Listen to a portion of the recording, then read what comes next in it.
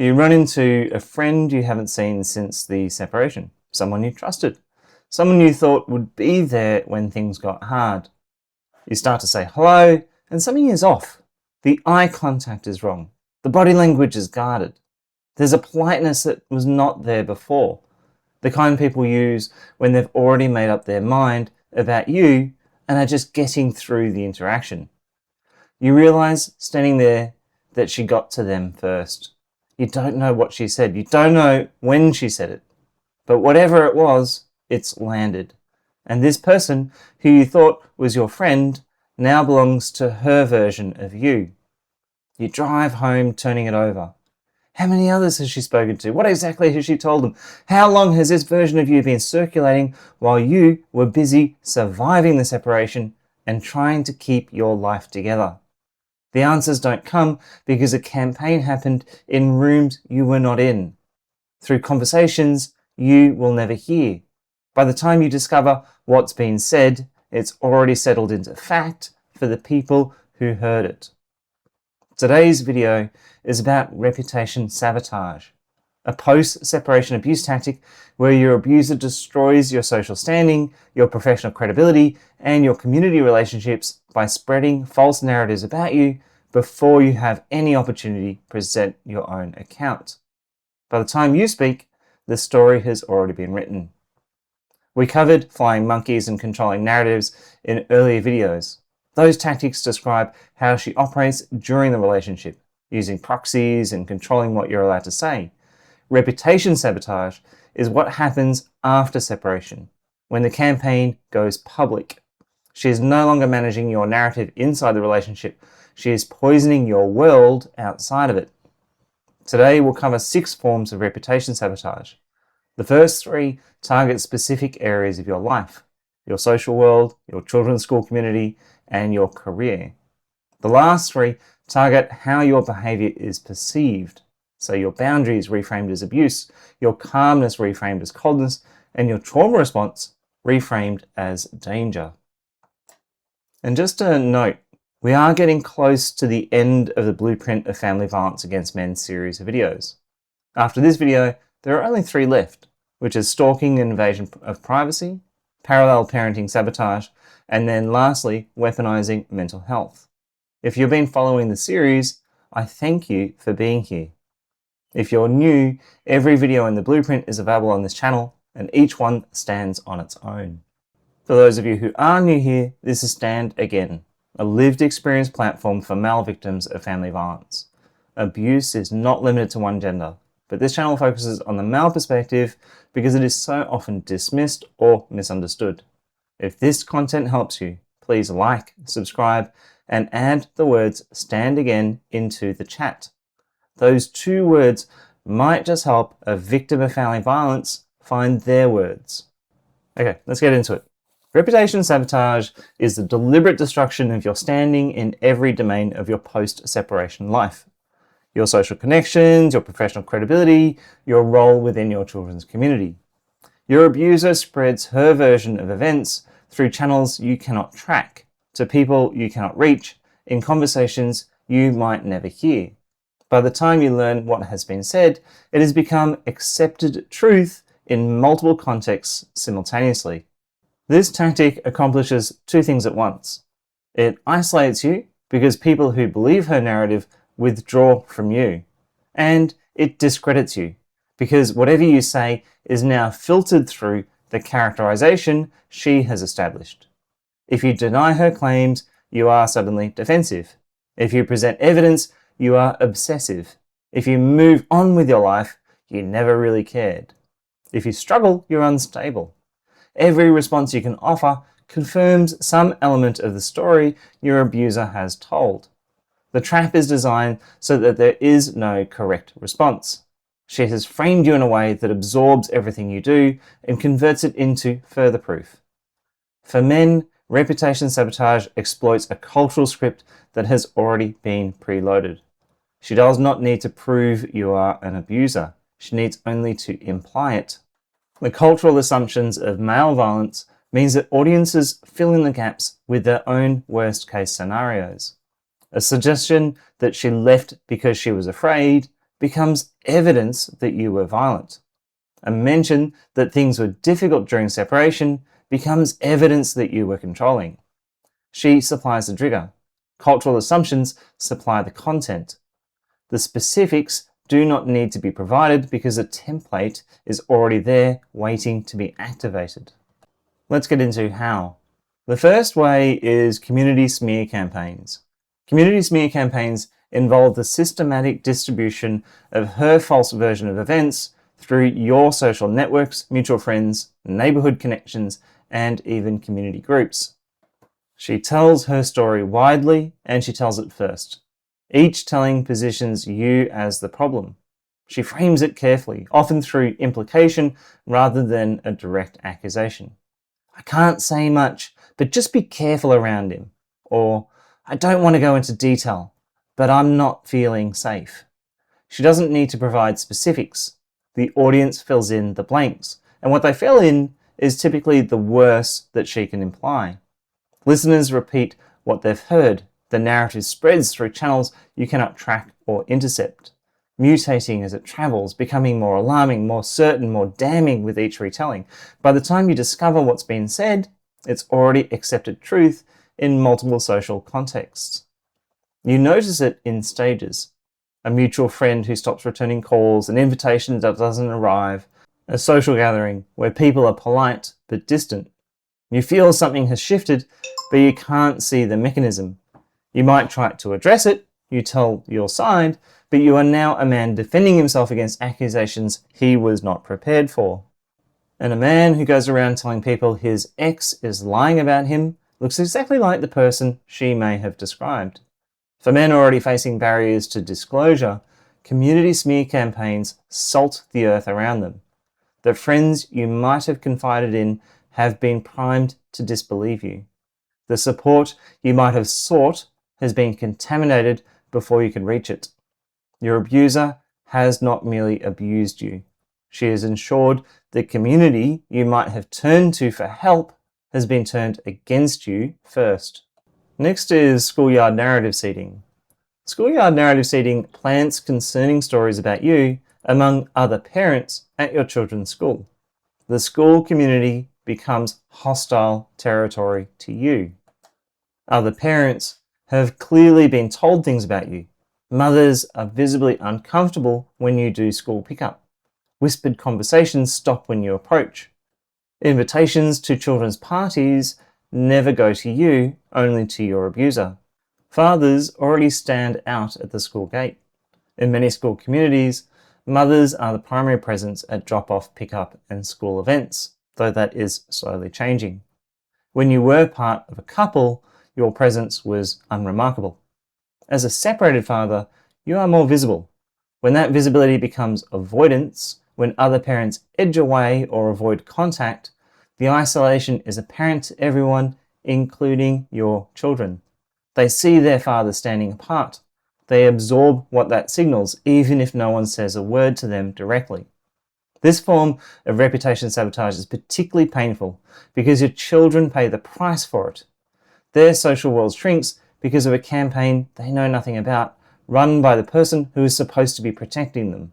You watch it happen when you cannot explain it to them without involving them in adult conflict they should never have to carry. Let's now look at professional discrediting. Professional discrediting targets your employment and career through false allegations, implications, or reports designed to damage your professional standing. Your abuser may contact your employer directly, expressing concerns about your behavior or your mental state. She may spread narratives through professional networks where mutual connections carry her version into your workplace. Court documents may somehow reach your employer or your colleagues. Social media posts that name no names but are identifiable to anyone who knows you may circulate among professional contacts. Or clients or customers who have been told things about your personal life may start treating you differently. Your employment is the foundation of your ability to survive post-separation. It is how you house your children, meet child support obligations, fund legal proceedings, and maintain your financial stability that courts look for when assessing parenting arrangements. Your abuser knows this. Attacking your professional standing attacks every one of those things simultaneously. An allegation of domestic violence in a professional context carries particular weight for men, activating assumptions about male danger that can end careers. She doesn't need the allegation to be true or substantiated. She needs it to reach the right ears. The whispers do the work. You may find yourself managing two crises at once: the legal proceedings and your employment. The energy required to protect your career from her campaign is energy taken from your capacity to navigate the court process, which is energy taken away from your capacity to parent, which is energy taken away from your capacity to maintain your mental health. Your abuser has opened a front you cannot afford to fight on, using resources you cannot afford to lose at a time when you're already stretched to breaking point. Now let's move to reframing. The first is framing boundaries as abuse. Framing boundaries as abuse recharacterizes your attempts at self-protection as evidence of your controlling nature. After separation, you'll have been advised to establish clear boundaries, block abusive communication channels, document her behavior, or even communicate through lawyers or a co-parenting app. These are standard protective measures that any professional working with an abuse victim would recommend. Your abuser takes every one of them and reframes it as proof that you are the abuser. You blocked her number to protect yourself from a stream of hostile messages. In her telling, you are cutting her off and controlling all communication. You insisted on communicating through lawyers because direct contact was unsafe. In your abuser's telling, that's financial abuse, forcing her to pay for a lawyer just to discuss the children. You might even start documenting her behavior because your lawyer told you to do. In her telling, you're obsessively surveilling her. The mechanism here is precise. Every tool you have been given for protecting yourself after separation, she has prepared a reframing for. The strategy ensures that protecting yourself confirms her false narrative, while failing to protect yourself leaves you exposed to continued abuse. You are caught in a double bind because every available option has been anticipated and every action you take can be presented as evidence of the character she has constructed for you. There is no version of self-protection she hasn't already planned to weaponize. Next is framing calmness as coldness. Framing calmness as coldness reinterprets your regulated emotional presentation as evidence of a lack of empathy, calculation, or even something pathological. Post the abuse, you have learned to stay calm. You may have learned it during the relationship as a survival mechanism, staying regulated while she escalated because any emotional response from you would be used against you. Or you may have even learnt it from my video on how to respond, don't react.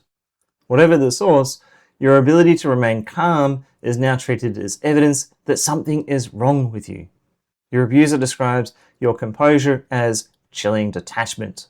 She tells people that your lack of visible emotion is disturbing, that a normal person would react, that your stillness is proof of something cold underneath.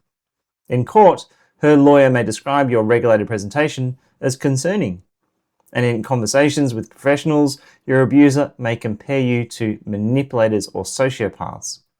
Your restraint, the very thing you were taught to value, becomes diagnostic evidence in her campaign. The bind this creates is total.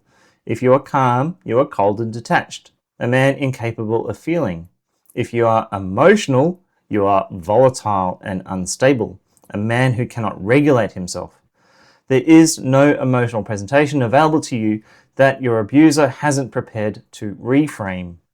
Your composure, which is a trauma response and a survival skill developed during years of living with an abusive partner, is presented as proof that you are the one who is dangerous. The thing that kept you alive inside the relationship may now be being used to destroy your credibility outside of it. And lastly, we're going to talk about framing trauma response as danger. Framing trauma response as danger reinterprets your post-traumatic symptoms as evidence that you are unstable, volatile, or threatening. You likely developed hypervigilance because you needed to constantly monitor her moods to stay safe. You may have learned to read her tone of voice, the weight of her footsteps, the angle of her posture, because those signals told you what might have been coming. That hypervigilance doesn't switch off post-separation. It persists as a trauma response, as your nervous system continuing to scan for threats that are no longer physically present.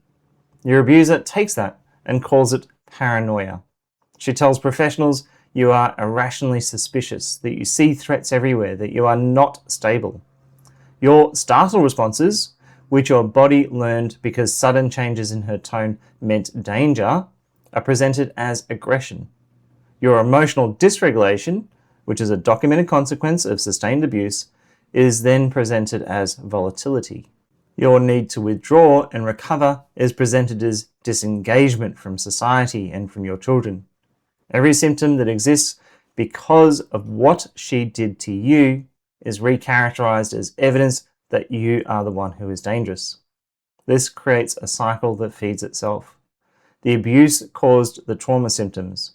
The trauma symptoms are presented as evidence of your instability. Your apparent instability is used to justify reduced contact with your children or ongoing monitoring by professionals.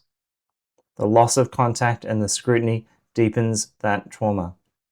The deepening trauma produces more visible symptoms, and each new symptom provides further material for her false characterization.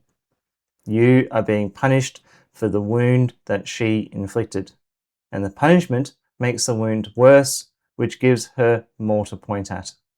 The evidence of your victimization has become the instrument of your continued abuse. So, what do?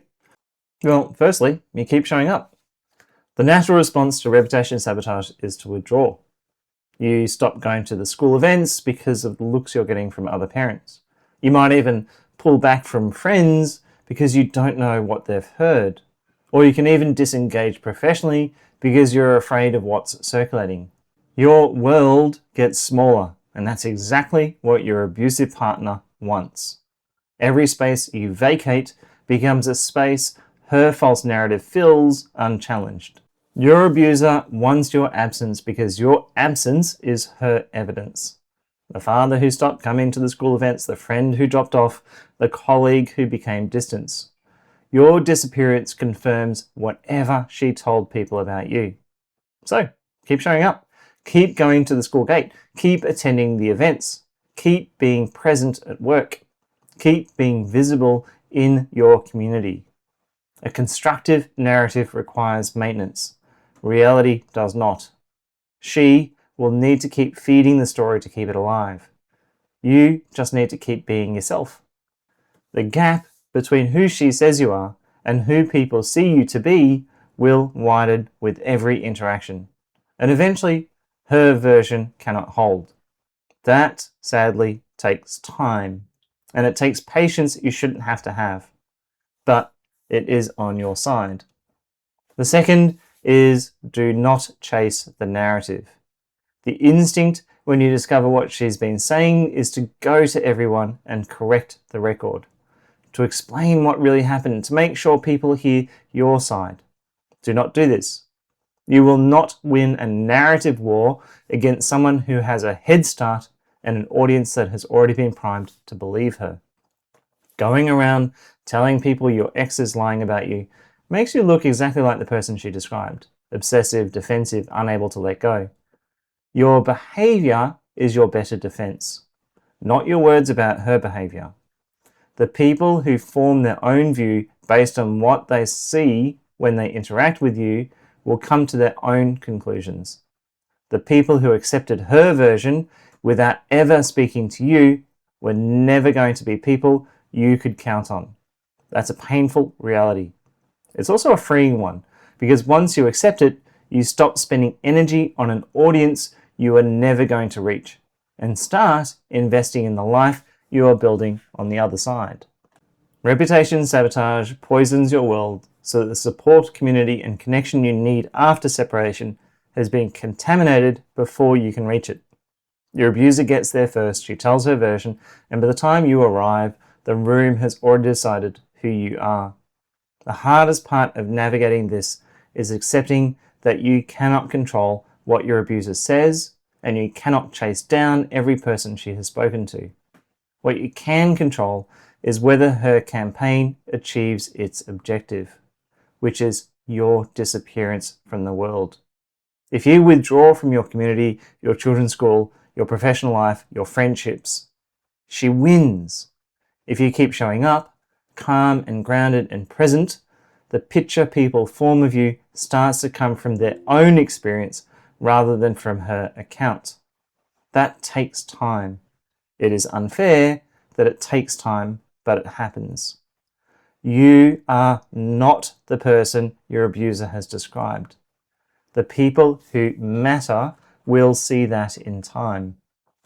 And the narrative she's built will eventually say more about her than it will ever say about you.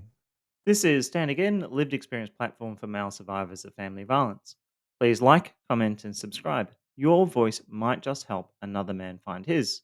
If you're looking for one-on-one support, you can book coaching with a member of the Stand Again team. Simply visit standagain.com.au, where you will also find grounded information on surviving and recovering from family violence as a man. As always, remember that no matter how many times you've been knocked down, you can stand again.